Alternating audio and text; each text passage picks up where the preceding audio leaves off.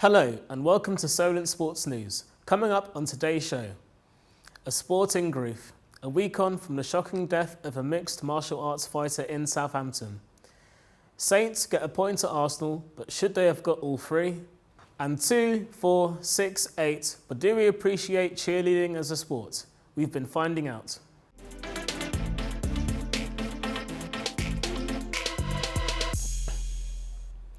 Hello and welcome to Solent Sports News. My name is John Pierre and here are your afternoon sports news headlines. The MMA community has been in grief this past week following the death of one of its amateur members. Sadeh Alatia, who was only 26, was critically injured at a Fast and Furious Fight Series event at Central Hall on Saturday night in Southampton. Amateur police are currently investigating the incident.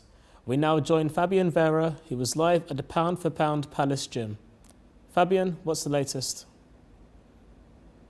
Hi, John Pierre. Yes, we are live from Palace in Southampton. After a week where we have tried to fight at the head injury during one of the MMA fights. So very sad time, but I don't think we're doing enough to take it. Earlier on, the members of the public had their opinions. What the sport has offered.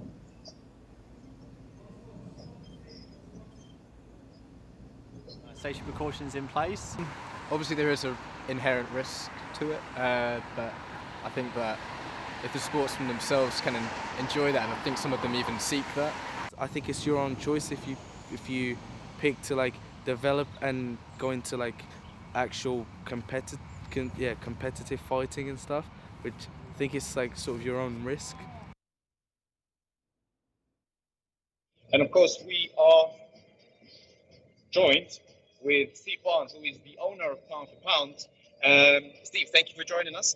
Thank you for giving us access to your gym. It's an absolute pleasure to be here. Thank you. Of course, this year we have seen people sadly pass away who was who died from head injuries in one of the MMA fights. Yeah. We've also sadly had to say goodbye to Patrick Dave, who also died after collapsing during a boxing match. As a coach and as an owner of one of these gyms, do you think we're doing enough to protect the safety of those taking part in the sport? I think we're facilitating sort of boxing and competitive fighting as best as we can. The element of risk is always going to be there, and the grief the family must be feeling as well.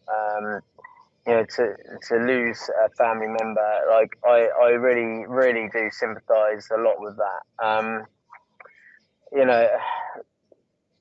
It's difficult when it's such a sensitive area, and that is the most extreme outcome and case, in this circumstance as well. But man, there are thousands and thousands and thousands that take part in amateur sports, whether it be boxing or even MMA.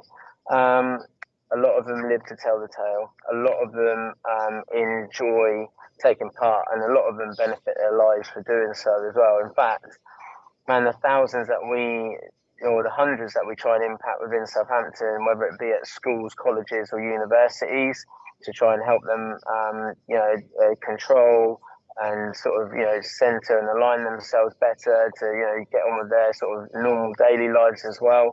The sport just does too much good to ever be, I think, removed. But I think as well, we are making the sport as safe as possible, whether it goes to the quality of the gloves that people are using or whether head guards are introduced or not, and also the length of time that they're in the ring or competing.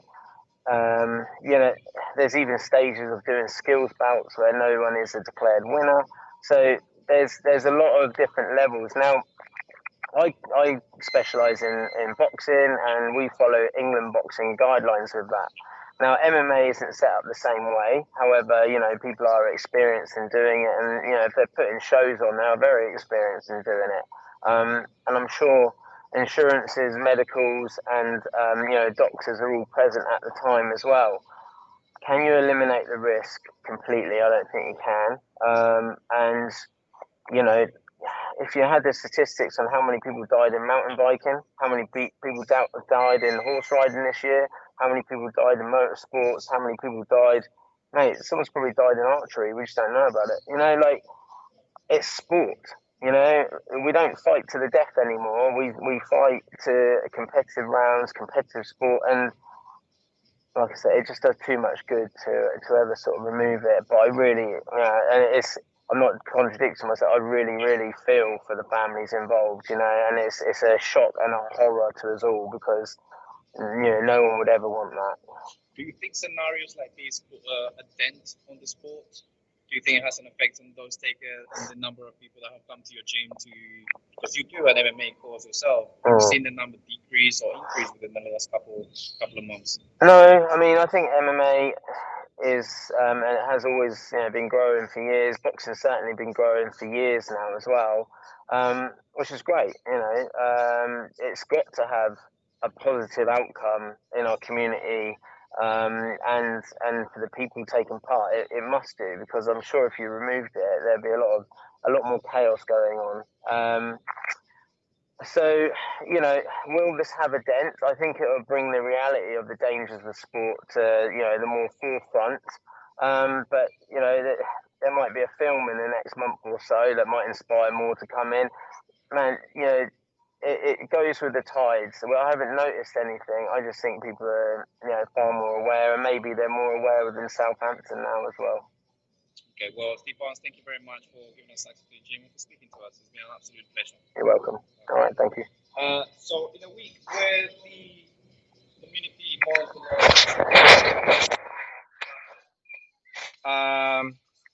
we ask ourselves, are we doing enough to protect their well-being? Of course, from speaking to the public today, it seems that the sport has not been dented by these scenarios going on the last couple of weeks, as people seem to still enjoy the sport. Of course, these events do highlight the dangers involved when you take part in a combat sport. Fabian Vera, Solent Sport News, back to you in the studio. An investigation is underway into allegations of racial abuse directed at Jofra Archer. The England fast bowler tweeted about the incident following the team's humiliating innings defeat in the first test against the Black Caps. New Zealand cricket has promised to apologise to Archer and an increased vigilance for the second test.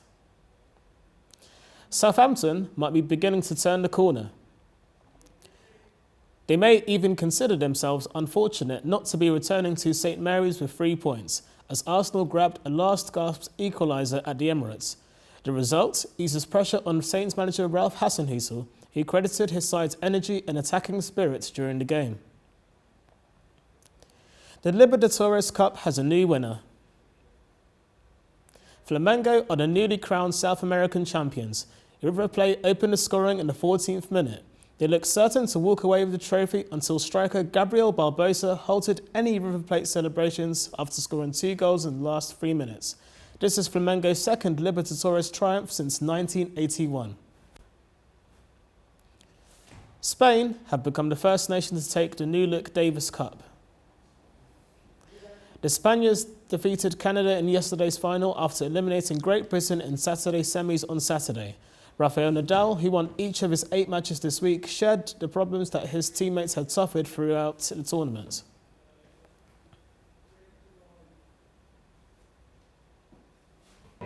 Father of Roberto passed away. Marcel yesterday stayed stiff with the low back. He couldn't move. Pablo get injured on the single. So a lot of things happened. No, so yeah, I could not be happier. No, honestly, no.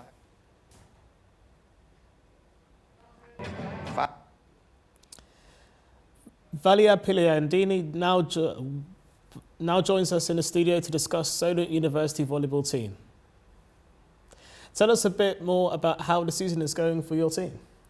So the team right now is going pretty well. We have only lost 1 game out of 5. We have high expectations for this season, even though we are a very new team, because most of us came this year to the team. But even though we're a pretty new team, we have our expectations high. And what are your goals for the season?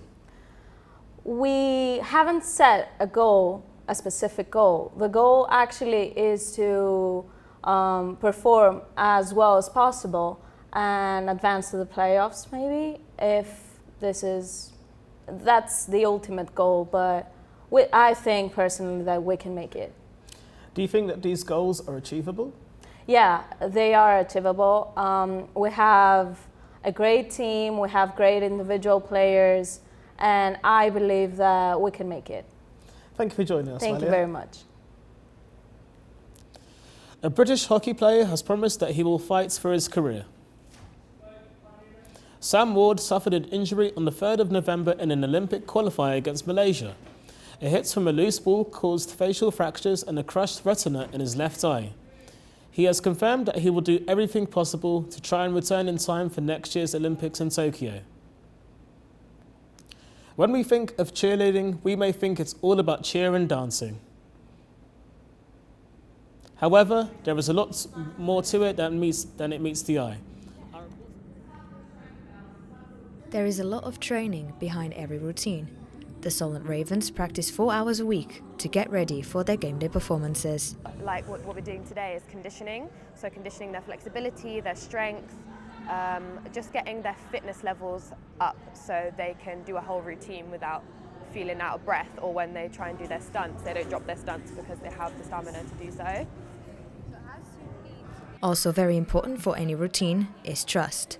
Without that, everything can go wrong. You should trust your team, and this is the most important, because if I don't trust my team, I can easily lose my control and my balance when I fly, or you can get injured when you do split or whatever. And despite all the effort, cheerleading is generally not seen as a sport. I think cheerleading is very misunderstood because of the outfits maybe we wear. But it's all athletic wear, so we wear it tight and we wear it short because that's the easiest to tumble in, that's the easiest to do a splits in, that's the easiest to get a girl up and stunt, because if she's wearing full leggings they'll slip out of her hands. So it's all very put together. It's very girly in the way that we like to wear makeup and big eyelashes, big bows, but that's personal choice, just to make ourselves stand out a little bit because we're performers at the end of the day. We have about 30 girls on game day this year, and it can be quite difficult to keep a discipline with everyone. So yeah, I think that's one of the challenges. But other than that, game day is more about fun. For Solent Sports News, Ana Rita Nunes reporting.